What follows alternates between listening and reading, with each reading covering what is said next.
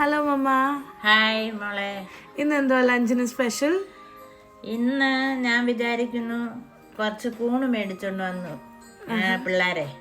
അപ്പൊ അത് സാധാരണ രീതിയിൽ അത് ചപ്പാത്തിക്ക് കറിയായിട്ട് വെക്കും. ഇന്ന് ഞാൻ വിചാരിച്ചത് തോരനായിട്ട് ഉപയോഗിക്കാമെന്ന്.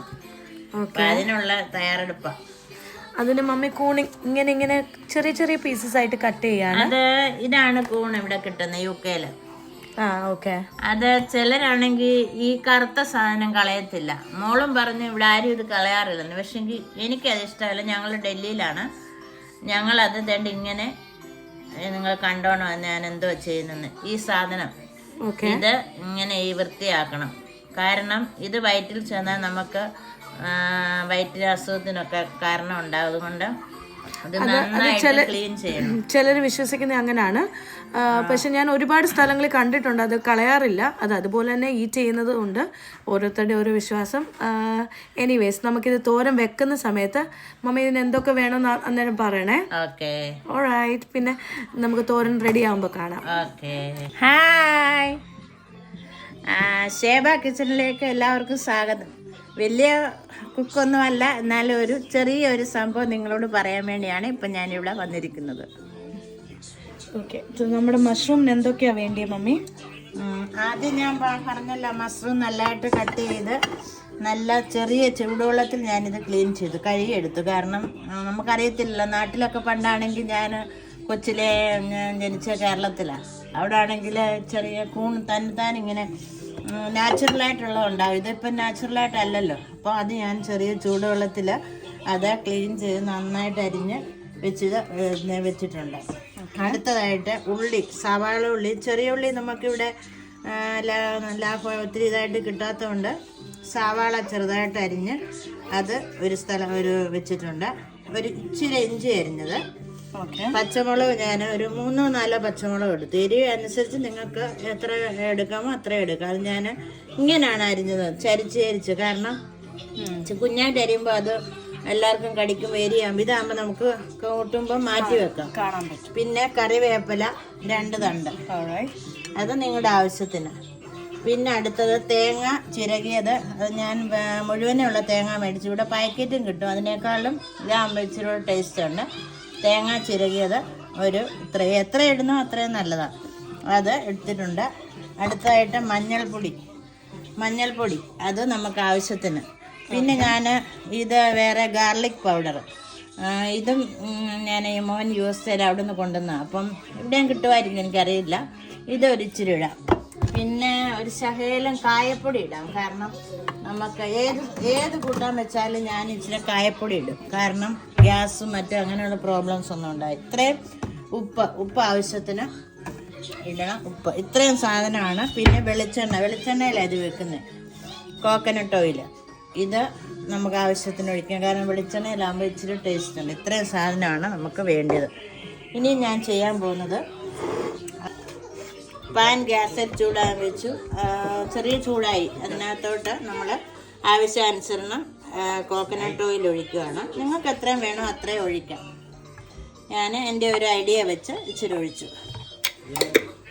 അതിന് ശേഷം ഞാൻ ഈ തേങ്ങ ചിരകിയത് അരയ്ക്കുന്നില്ല. അതിന് പകരം ഞാൻ ഈ തേങ്ങാപ്പിരിക്കകത്തോട്ട് മഞ്ഞൾപ്പൊടി ഇച്ചിരി ഇട്ടോ. കാരണം സ്പൂണായിട്ട് അതിനൊക്കെ മഞ്ഞൾപ്പൊടി നല്ലതാണ്. അത് ഞാൻ കൈകൊണ്ട് നന്നായിട്ട് അങ്ങ് ഞെവരിടി. കാരണം അരയ്ക്കുന്നതിന് പകരം അതൊന്ന് മിക്സ് ആകാൻ വേണ്ടി നന്നായിട്ട് ഉപ്പും മഞ്ഞൾപ്പൊടി ഇട്ട്, ആവശ്യത്തിന് ഉപ്പും മഞ്ഞൾപ്പൊടി ഇട്ട് അത് നല്ലതായിട്ട് അങ്ങ് തിരുമ്മി കൈകൊണ്ട് തിരുമ്മണം. അപ്പം അതങ്ങ് അരയ്ക്കുന്നതിന് ആകും. അതിന് ശേഷം വെളിച്ചെണ്ണ നമ്മൾ ഒഴിച്ച് പാന് വെച്ചേക്കുവാണല്ലോ. അത് ചൂടാകുമ്പോൾ നമ്മൾ ആദ്യം ഇച്ചിരി കടുക് ഇടുക. ചൂടായി വരുന്നേ ഉള്ളൂ. ഇവിടെ ഇപ്പോൾ അപ്പാർട്ട്മെൻ്റ് ആയതുകൊണ്ട് ഇലക്ട്രിക് നമുക്ക് ഗ്യാസാണ്. അതുകൊണ്ട് ഇച്ചിരി ടൈം എടുക്കും. ചൂടായി കഴിഞ്ഞാൽ പിന്നെ ഇത് പെട്ടെന്ന് അങ്ങ് ആയിക്കോളും. പാൻ ചൂടായി, വെളിച്ചെണ്ണ ഒഴിച്ച് പാൻ ചൂടായി. ഇനി ഇച്ചിരി കടുക് നമ്മളിടുക. കടുക് എപ്പോഴും നമ്മൾ ആ അടപ്പിലോ കയ്യിലോ എടുത്ത് വേണം ഇടാൻ. കാരണം ഒത്തിരി നല്ലതായിട്ട് ചൂടായില്ലെന്ന് തോന്നുന്നു. ചൂടാകാൻ ഇച്ചിരി താമസം എടുക്കുവേ.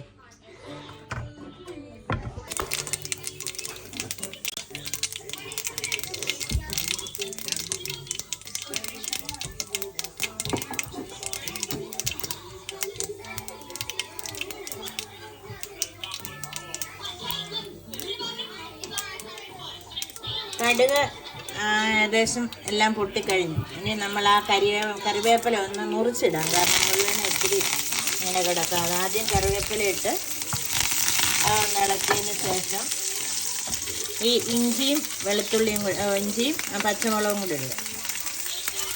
അതും ഒന്ന് വഴണം, ചെറുതായിട്ടൊന്ന് വഴളണം. കാരണം ഇഞ്ചിയൊക്കെ വഴലാൻ ഇച്ചിരി സമയം എടുക്കുമല്ലോ. ജസ്റ്റ് അതൊന്ന് വഴണം, ഒന്ന് വാടിയാൽ മതി.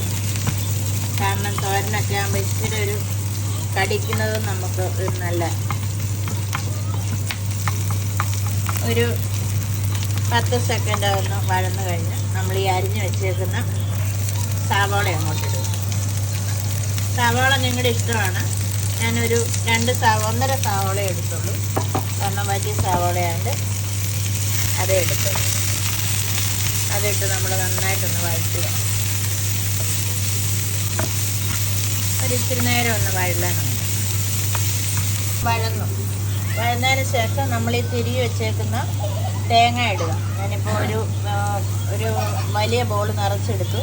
ഞാനിപ്പോൾ ഒരു ഇച്ചിരി ബാക്കി വെച്ചിട്ടുണ്ട്. ആവശ്യമുണ്ടെങ്കിൽ പിന്നെ ഇട്ടാൽ മതിയല്ലോ. അതും കൂടി ഇട്ട് നന്നായിട്ടൊന്ന് ഇളക്കണം. ഒന്ന് മിക്സ് ആകത്തൊക്കെ വേണം. ബാക്കി ആവശ്യമുണ്ടെങ്കിൽ നമുക്ക് തേങ്ങ ഇടാം. അതിന് ശേഷം നമ്മൾ ഈ ക്ലീനാക്കി വെച്ചേക്കുന്ന മഷ്റൂം അല്ലെങ്കിൽ കൂണെന്ന് പറയും, അത് നമ്മൾ ഇതിനകത്ത് ഇടുക. ഏകദേശം ഒരു പാക്കറ്റ് മഷ്റൂം ഉണ്ടായിരുന്നു. അത് ഞാൻ ക്ലീൻ ചെയ്തെടുത്തത്. ഒരു പാക്കറ്റ് വലിയ സൈസാണ് ഇന്നലെ കിട്ടിയത്. അതും കൂടി ഇട്ടിട്ട് നമ്മളൊന്ന് ഇളക്കുക. എല്ലായിടത്തും ഒന്ന് യോജിക്കത്തൊക്കെ ഉണ്ട്. ഇതിനകത്ത് ഓൾറെഡി വെള്ളമുണ്ട്, അതുകൊണ്ട് വെള്ളം ഒഴിക്കേണ്ട കാര്യമില്ല. കുഞ്ഞാണ്, അവൾ കരയുവാണ്, കൊച്ചു കുഞ്ഞ.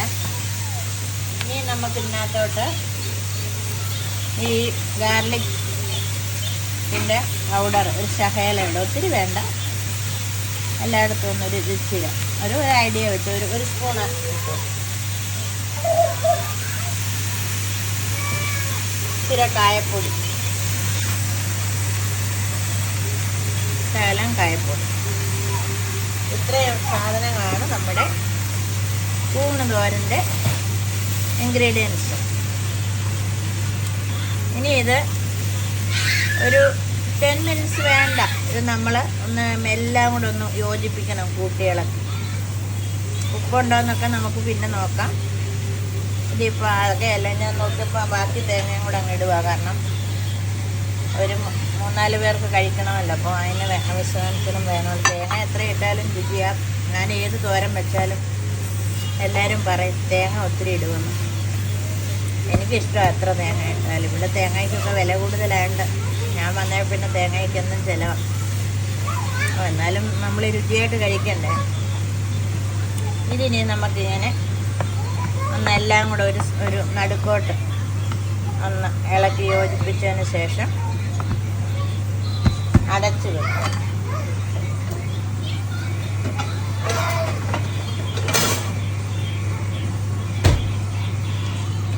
ഒരു 5 to 2 മിനിറ്റ്സ് ഒന്ന് അടച്ച് വെക്കുക. 2-3 മിനിറ്റ്സ് കഴിഞ്ഞപ്പോൾ ഞാനതൊന്ന് ജസ്റ്റ് തുറന്ന് നോക്കും. തുറന്ന് നോക്കിയപ്പോൾ അതിനകത്തൊന്ന് നോക്കി വെള്ളം ഇറങ്ങുന്നുണ്ട്, വെള്ളമുണ്ട്. എന്നാലും നമുക്ക് ഒരു ആവശ്യമുണ്ടെങ്കിൽ കുറച്ച് ഒഴിക്കാം അല്ലേ? ഇല്ല, ഇതിന് വെള്ളം ഒഴിക്കേണ്ട കാര്യമേ ഇല്ല. കാരണം വെള്ളം ഓൾറെഡി ഉണ്ട്. ജസ്റ്റ് നമ്മളൊന്ന് കൊണ്ടുവന്ന് നമുക്ക് നോക്കാം.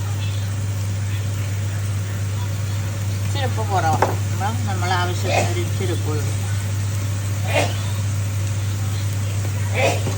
എരിയുണ്ട് ആവശ്യത്തിന്. ഞാനൊരു 3 പച്ചമുളകായിട്ട് ഇനി എന്താണ്ട് ഇങ്ങനെ എല്ലാം കൂടെ ഒന്ന് കൂട്ടി യോജിപ്പിച്ച് നമ്മൾ വീണ്ടും, കാരണം വെള്ളം ഉണ്ടല്ലോ, ഒന്ന് വേഗുകയെല്ലാം ചെയ്യാൻ വേണ്ടി ഒന്നുകൂടെ നമ്മൾ ഒരു 2 മിനിറ്റ്സ് ഇത് അടച്ചു. ഞാൻ വീണ്ടും ഇതൊന്ന് തുറന്ന് നോക്കാം. നമുക്ക് ഏകദേശം വെള്ളമെല്ലാം വറ്റി കണ്ട്, ഏകദേശം വെള്ളമെല്ലാം വറ്റി. കാണാൻ തന്നെ എന്ത് രസമാണ്. ഇനി നമ്മളൊന്നും ചെയ്യണ്ട, ഇത് ഏകദേശം വെന്തു റെഡിയാകുവാണ്. ഇനി നമുക്കിത് കവർ ചെയ്യേണ്ട ആവശ്യമില്ല. കാരണം കവർ ചെയ്താൽ പിന്നെ ഇതങ്ങ് കുഴഞ്ഞു പോകും. ഇനിയും ജസ്റ്റ് ഇതൊന്ന് ഒരു ചൂടുള്ള ഗ്യാസ് ആയതുകൊണ്ട് ഹീറ്റർ ആയതുകൊണ്ട് ചൂട് നിൽക്കും. ഗ്യാസ് ഓഫ് ചെയ്യാം. നമുക്ക് ഓഫ് ചെയ്തിട്ട് ഈ ചൂടടുപ്പിൽ തന്നെ ഒരു 5 മിനിറ്റ്സ് ഇരുന്ന് ഇത് കുക്ക് റെഡിയാവും. നിങ്ങൾ കണ്ടല്ലോ, സെറ്റായി. തോരന് റെഡി. ടേസ്റ്റ് നോക്കാം. എൻ്റെ മോക്ക് ആദ്യം ഒന്ന് ടേസ്റ്റ് നോക്കാം. ചൂടാണോ? ചൂടാ. ഒരു സ്പൂണിൽ തന്നെ നോക്കി. എങ്ങനെയുണ്ട്? അടിപൊളി. നല്ലതാണോ? പൊളി. ഓക്കെ, നിങ്ങളെല്ലാം ഇത് ട്രൈ ചെയ്ത് നോക്കണം. ഓക്കെ, അടുത്ത വീഡിയോയുമായി വീണ്ടും കാണാം. Until then, like, share and subscribe.